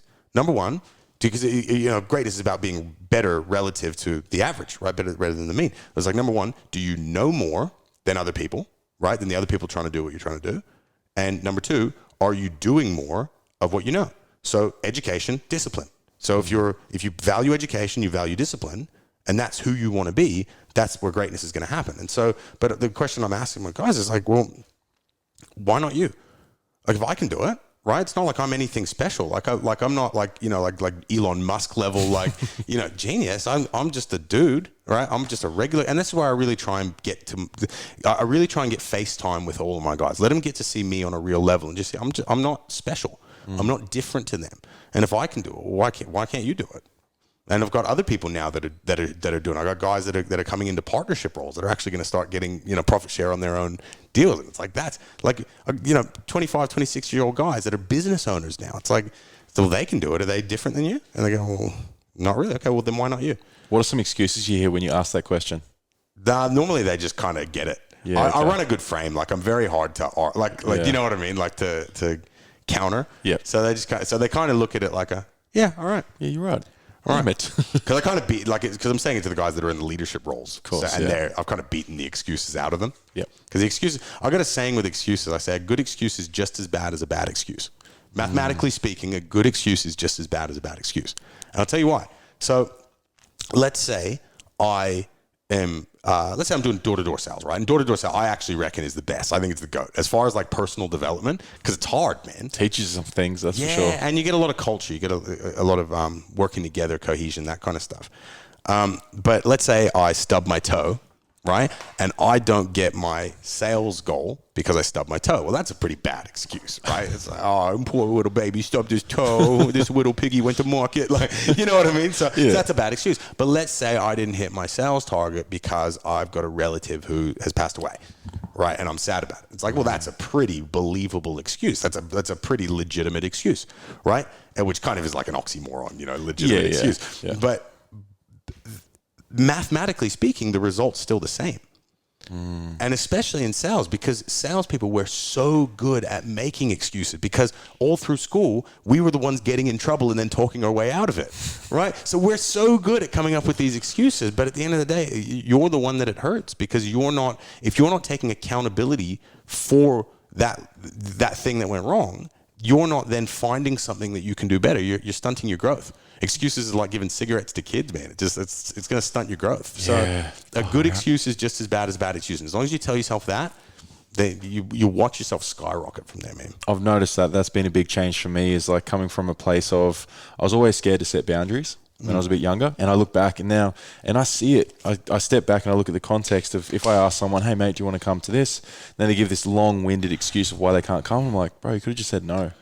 It's fine. Like, I don't care. That's why I could never be a PT. Oh, dude, the excuses. I have so much reverence for their patience, because like my whole job is like, hey, so here, that was a great workout, man. Now don't eat the cake. Just don't eat the one thing. Just don't eat the cake. I go, cool, yeah, 100%, man. I won't eat the cake. You see him 2 days later. Did you eat the cake? The guy ate the cake. Go, oh, that's okay. We'll get it next time. It's like, no way. I'd knock him out. Like, you know Let's get in the cage right now. Yeah, dude. I'm sure there's something that, like you said, once you build that team that don't have those excuses, it makes such a big difference.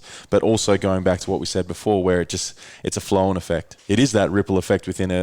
Like a little community. It's like if this collective thinks a certain way, if there's anyone that wants to think this negative way, they're going to be brought up to the other level, right? Yeah, they're just going to stick out like dog's balls. Yeah, big time. You know what I mean? Yeah. And that's not what you want to do. So, yeah, I think that's pretty cool. So you asked something about the book. You said about writing, something like that? Well, more so, I was going into, because you clearly love business, right? Yeah. There's a reason why you're doing all this. And obviously going into the year, I wanted to see, like, what's some big goals for you this year? Because I'd love to hear, like, an elite level kind of person like yourself. Do you have big goals, or do you just do little goals that work towards these ones? Yeah. Yes. Yes. I say yes to both. Yeah. You know the taco commercial where they do the little Mexican commercial. Why not both? ¿Por qué no los dos? You know, why not both? Yeah. And because you need the incremental goal, because they keep you on track and they generate the momentum. Of course. Because if you're looking at this big ass mountain, right? Well, you need to just put one foot in front of the other. Look at the step at the start and then just go. Yeah. Well, Will Smith talks about it. The start of his new book. It's actually a bit of a banger if you got Bro, time. have you watched the documentary on YouTube that he did? I have not, but I'm reading his autobiography. Crap. But the first chapter he talks about, well, his dad made him and his brother build a wall, a full-blown brick and mortar wall themselves, and this thing was giant, and it took him all summer. But it was the most formative experience of his whole life, because he said, he said, Dad, we're not going to be able to do this. He goes, son, you put one brick after the other. That's all you've got. Don't focus on the wall. Focus on putting one brick in front of the other. And his whole life, it was the trajectory of his life changed forever because of that one statement. That's a big one too, because and I've used it before to any clients. It's like, hey, if you're going to keep looking, like you just said, at the top of that mountain, you're never going to get up there, because you're just like, oh, I can't do this. If you just look down, that's sweet. So if you're talking about your big goals, as I said, someone at your level, I could imagine they're like ridiculous compared to what, say, maybe like a lowly old me would be thinking about, I suppose. I love the humility. Again, you talk about things that you just don't have. Like I would never be that level, like to speak of myself. Yeah. I'm super impressed by that. But because obviously you're doing pretty well, man. You do it like you're kicking ass. Like, it's okay. And for me, so you got to understand my industry, so especially with the non-for-profits, right? And that's the thing that I love the most, is helping. And to give you a bit of insight, so for the big charities will give us an amount of money, like a pre-allocated amount. Yep. The same way as if someone was to want to put a commercial on it, like a charity commercial. You see like a Donate Now commercial on and I do have this. I've got plenty of other businesses as well, but this is the one that I'm sort of most passionate about. Yep. Because last year, after we took our cut, so we still, because I'm not going to do it for free, because that's opportunity cost. I could be selling something else, right? But we raised just under $16 million for Australian charities, like as projected value. Nice. Like, and that's like, so it's pretty good. But we get the same way that a TV channel would take money from a charity to air their commercial. We just take money up front, and then we provide them with really good quality donors. Now, the good companies are the ones that say, okay, well, let's provide the donors that have the most money and because they're harder to sell to. So, because anyone can go out to the back of like Woodridge and sign up, Davo and his 4 mates, but getting the right kind of people on board so that the charity is actually getting a huge ROI. So we don't actually get a cut of the donations. So when we sign someone up to, let's say in the B2C areas, if we sign a single person up, we're not getting any of the donation that goes. So most of the donations that go into the marketing budget, most of the so what we get paid of is the pre-allocated marketing budget they have at the start of the year.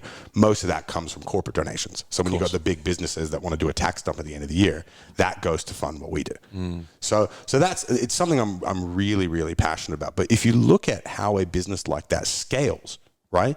If you look at how a business like that scales, well, the craziest thing about it, especially with the door-to-door and the shopping center stuff, it's your sales are a constant. You can vary it a little bit, but it's you're going to make the same amount of money per person that you have on field pretty well every single week, right? But you might have one really good week or one, but it's always going to average out. The way that you increase your profit with a door-to-door company is headcount. So really, you have to look at what your business actually does. I remember like Kodak had the patent for the digital camera for like 10 years, but they thought they were in film. Really, they were in memories. Right, and look at Kodak now. They're dwindling to nothingness. Yeah. Blockbuster, Netflix asked Blockbuster to buy them out, and they said no. They laughed at them, right? Because Blockbuster thought they were in DVDs. They were really in entertainment, right? And so you've got as a business, as far as long-term health, you need to know what your business is what it actually does and what it's actually about. Yeah. And my business is not about, it's not about selling stuff. So whether they're selling lotteries or energy or, non-for-profits or anything like that. I don't run a sales business, right? I run a recruitment and training business that creates leaders. I run a leadership factory, right? And what we're selling is irrelevant as long as the guys that I'm bringing in great people and giving them skills that change their lives forever. I've had 6 people. I've only been FCOM, my main company. That's only been in operation for 4 years. I've had 6 people go and start their own companies after a year with us. Wow. Right, and then I'm super proud of them. I want it to be more. Like obviously, I don't want my good guys to leave, but if it works out that way, that's something I really want. So. The goals for me, I know it's a very long-winded way of explaining. I love this, yeah. But the goals for me are headcount-based. Yep. It's all about size. And so not only does that put more money in the pocket of the business so that we can do more cool things, put more competitions on for the guys. Like last year we did one where the top 4 sellers for a 6-week window, right, got all expenses paid trip to ski in New Zealand. They got the bubble open, right? So you can do cool stuff like that when you've got money in the bank. And so it's all headcount based, but it also means it's more people whose lives I can change by putting them through the system. And so my big picture goal, my long-term goal, I want 100,000 people to go through this, to do at least a year, or at least 6 months. Creating leaders, basically. Yeah, to do a year with me and my subsidiary companies. And so, but this year I want to get to 100. So we're sitting at 35 now. So it's literally tripling the size of the business this year, which is a big goal, man. So putting this out to the listeners, are you hiring at the moment? Give me 1 week. Okay, cool. 1 week just to get the guys back and get the rhythm going and all that kind of stuff. Yep. But remember, and this is the big thing. So with a lot of sales companies, they'll do what's called full commission. And because full commission, there's no risk. So if you don't make sales, you don't get paid. So you get paid per. I don't do that. And I'm one of the few that I pay them a full-time salary. So they get leave, they get super, they get guaranteed. So it takes away that stress, right? So what it does, your goals should scare you, right? They say your goals should scare you. Well, I got 100 staff on a full-time $50K starting salary. The average agent normally in their first year normally makes about $65K. But the elite guys, when they're running big teams and stuff like that, they'll make a lot more. But even just assume they're all, so let's say the average wage I'm paying is about $1,200 a week, right? Well, that times 100. Oh man, that's like $6 million a year in wages. Yeah. And so that scares the shit out of me, man. I'm so frightened about that. But that's good, That's a good thing of like how the hell am I going to make that work? I like that actually, because that's what's driven me lately. It's like I have to dive into those hard things because they're making me level up recently. I've really taken that into account. It's like it's on me. It's on me to make my money now. Like I used to work for someone for so many years. Now it's my own stuff. That can fuck itself. Bro, yeah. That can fuck itself. Because you don't have that growth capability. Like I love actually the commission only stuff sometimes because it's like you can make whatever you want, right? Well, I was actually better on commission only. Yeah. And it sounds really funny, right? But like when I was fighting, so you look at all my fights, I wasn't good until I got hit in the head. They got me one clean one, right? Because I got a pretty good chin, right? And so I'd take one. You get that little flash of white light, and you go, "Ooh, all right." And I was I was in a fight, and I was ready to go. And the cool thing about commission, because every time I had a wage in any job I had, and I've worked for myself since I was like 19. I'm unemployable, man. I don't do what I'm told very well. But anytime I went to field or turf or whatever it was, and I was on 0 sales for the day, everyone starts on 0 sales for the day. I'm on $0. That's a punch in the head. I've made $0 today. And that woke me up every single day, because every time I was on a wage, my job wasn't do a good job. My job was how little can I do and still get paid.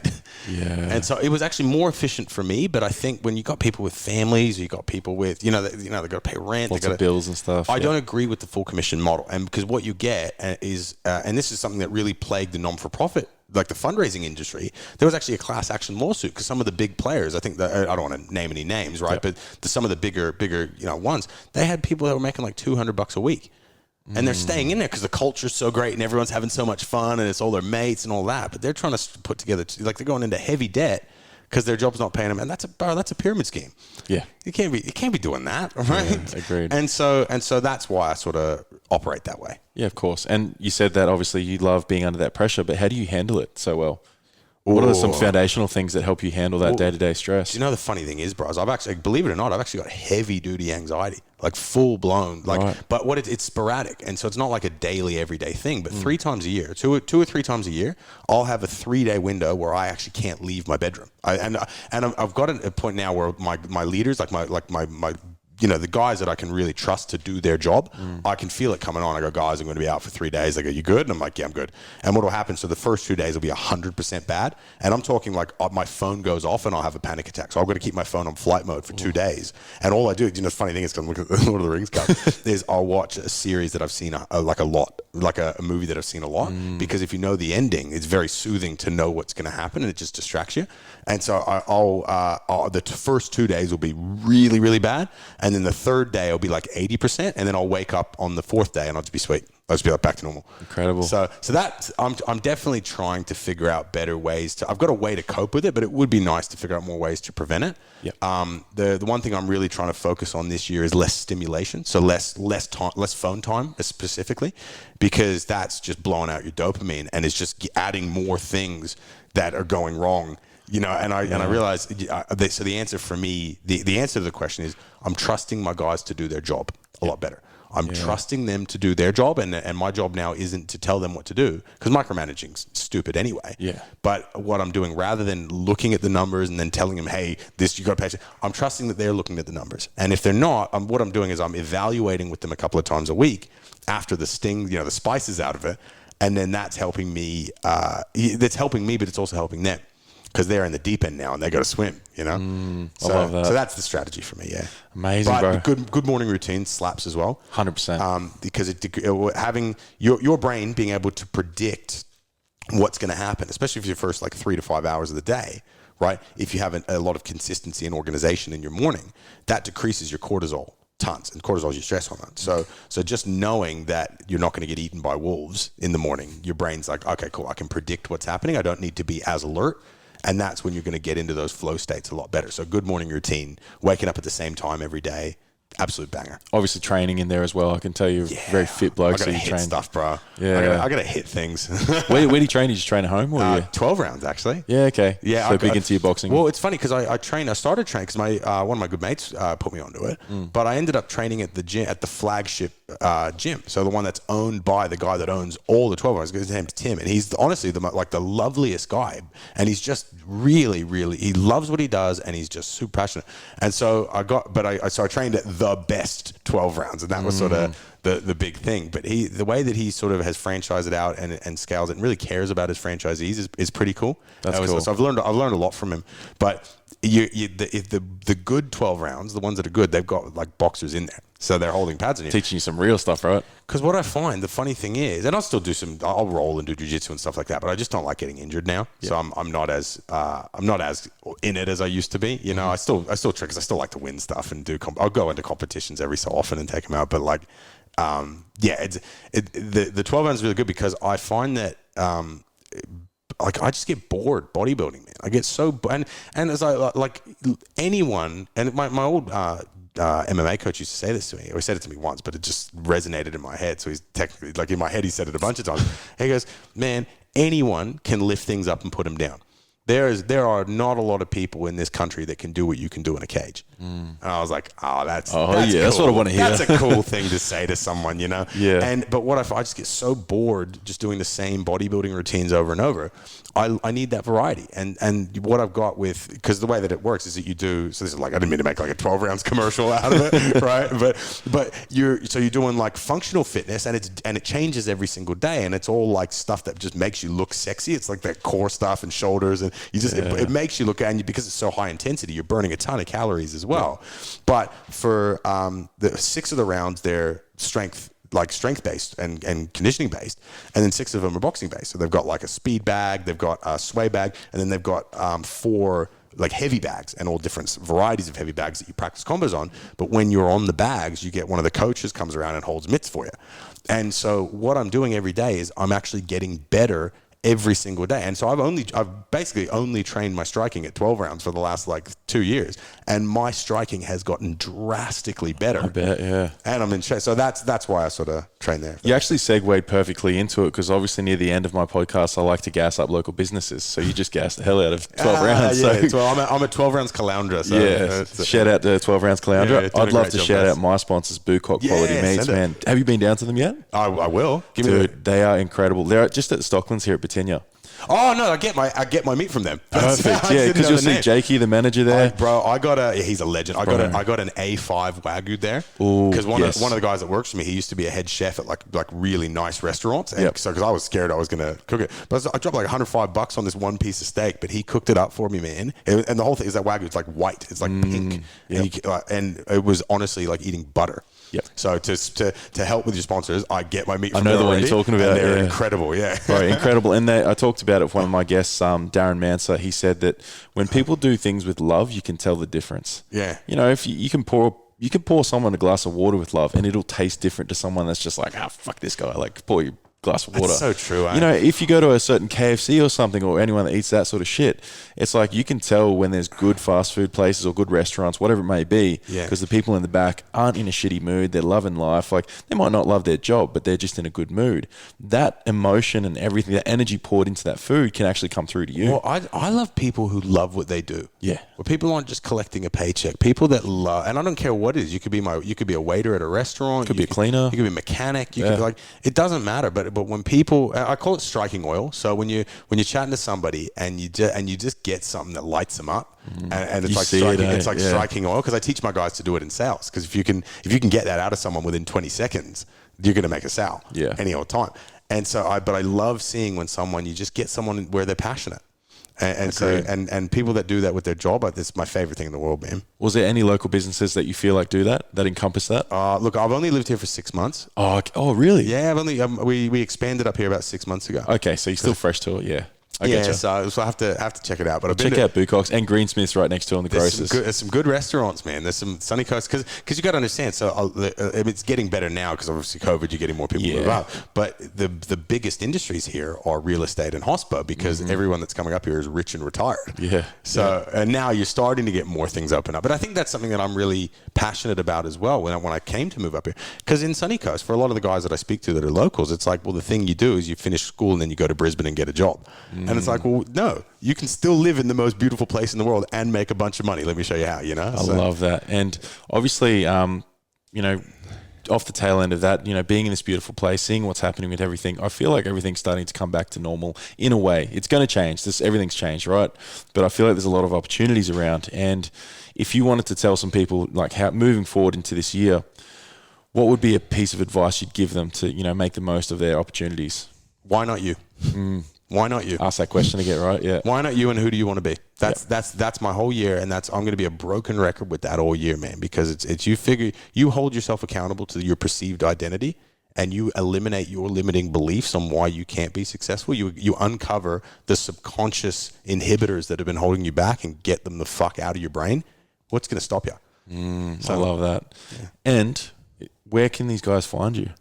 So on best one's probably Instagram. So Barratt _ James. Yep. And if you're actually looking into, if like you're in that, you know, serendipitous time where you're looking at getting a job and you think you want to give sales a crack. So the best one, so the one that I've expanded to up here is called FCOM. So EFCOMM.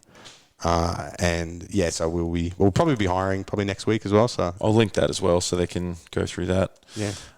Amazing, bro. You killed that. So this is cool, man. I really, but you always see the things in people that you don't have. I am a god awful listener, and I'm trying every day to be better at listening. You did pretty well. Yeah, I'm doing my best, but you are so gifted at just asking questions that make people shine. So you've made me look better than I should. You really give me that Instagram filter, you know. I think when you start looking into human design, it's actually a really cool thing. I don't know if you've looked into that much, but I've come across as a projector. So what my skills and abilities are is that I can look at someone and I can hear and ask the right questions to know where their best skills and abilities are, and they'll tell them to go in this direction, and they're going to go kill it because I myself are horrible at executing. I just understand that. Yeah. So I need like a manifesting generator. Well, execution's about people around you as well. Of course, and I just need someone to help me with that. If you're looking at Simon Sinek, why guys aren't how guys. Exactly. Why guys are never. You look at Steve Jobs, was a why guy. Steve Wozniak was a how guy. They would never have worked without each other. And I'm a why guy for sure. I'm a why guy. I'm a why guy. I that's the reason I've got 2 admins. It's the reason I've got some really good operators, and that's why we execute. But if I was just trying to do it with myself, no way, Jose. But I can see why your clients rave so much about you. I can see that you really do uncover things with good questions, and I think that's something a good coach needs to do. I appreciate that's actually pretty dope. Yeah. But dude, thank you so much. You killed that. Man, it's been fun. Yeah, and I'm sure to start this off for 2022, people are going to appreciate this because I really wanted to dive into more of the business aspects, success, mindset, that sort of stuff, because I know everyone's in that, new year, new me kind of vibe. Yeah. They really want to dive into truly what they want to do and like their purpose, because that's been the last few tech talks. It's been like, I really want to uncover my purpose. And I love that. Purpose isn't rocket science. What do you love? What are you good at? How can it help people? Yeah, that's it. Yeah. If what you love is gonna make you feel fulfilled all the time. What are you good at is going to provide you with those positive feedback loops where you do something good, so then you want to do it some more, so then you do it even better, and then you want to do it even more, and you just have those upward things. And helping people, you need to. You have to. A life where you've only helped yourself is a wasted life. You're just going to feel unfulfilled. That's why. You look, and this is why, and it's a good thing to leave on, because why I've always gravitated to the non-for-profit stuff, because I've sold everything, man. Like high-end advertising, you name it, I've sold it. And every good autobiography you read, the last chapter is always about philanthropy. Have you noticed that the last chapter is what charity they've set up or who they're helping or what cause? Because they've attained all of that success and all the stuff that they thought they wanted, and they've realized that wasn't enough. And they realize, okay, well, maybe I need to start helping people now. And I was like, well, fuck, why don't I just skip to the end and figure out a way to make a bunch of money while doing it? And do it in a way that doesn't make people double take and go, well, hey, that doesn't seem right. How are you making money off charities? It's like, well, I'm doing it with integrity, and the charities are getting a 300%, 300 to 400% return on their dollar, which is like normal ROI is like 25% for a business. We're literally giving them 3 to 4 times what they spend. And so that's sort of been the big thing for me. Is like, why don't I just like I love eating dessert first. People are like, don't you spoil your appetite? No, I got a big appetite. I want to eat everything. But you give me some ice cream to start, I'm good. So I love that. That's sort of the way I sort of projected it. And so, that is a great way to finish up. And I appreciate you coming on, bro. I hope everyone obviously got a lot from this, which I know they will. Yeah. Hopefully you got a couple of little bite-sized pieces that you can take away. And if you guys want to reach out to Barratt, obviously he's just listed where you can get to him, and I'll ask me for any questions and that sort of stuff. But thank you so much for everyone that stayed through and listened to this. Feel free to share. Feel free to send this through to mates that you feel like benefit from this as well, because this is where the technician stuff really goes. It's not me. It's bigger than me. I want people to be able to share this to others. Just share it, review it, whatever you need to do to get this bigger, because that means there's more ears listening to this as well. So thank you. Mate, absolute pleasure. Oh man, thanks, brother.